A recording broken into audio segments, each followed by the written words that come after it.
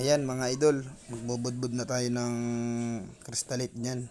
Yan mga idol, ating isusuot sabay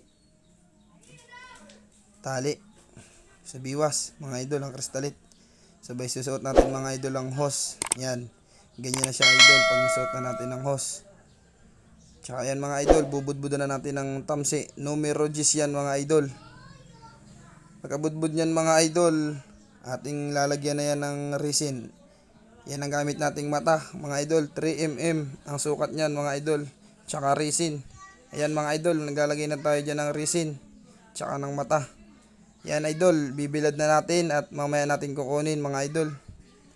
Ayan idol, mga 2 oras ang nakalipas. Kinuha na natin idol at tuyo na siya.